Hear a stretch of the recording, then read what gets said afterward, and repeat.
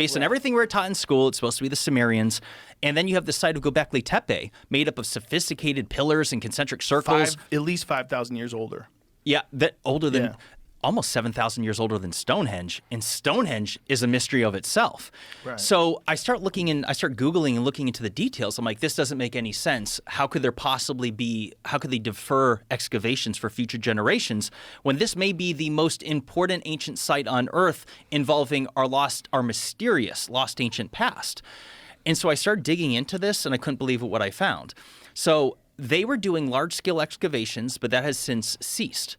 Just to clarify, they are still excavating Göbekli Tepe, but they have rolled and dialed back the large-scale excavations of the years prior, and they are focusing on conservation and tourism management of the site.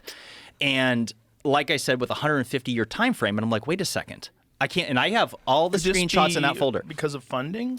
Absolutely not. So not only have they never claimed that it's related to funding, but this is where things get bizarre, is that there's a Turkish conglomerate called the Doges Group, which consists of 250 companies within Turkey. It's a billion-dollar industry, and they're the ones that took over management and funding of the site back in 2017, and they announced this at all places, the World Economic Forum meeting in Davos. In 2016 is when they announced this partnership. Initial funding of $15 million.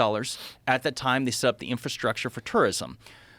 Roads, sidewalks, walkways, roofing platforms. And since then is when they dialed back the excavations. And I'm like, this makes absolutely no sense. So let me just be crystal clear here.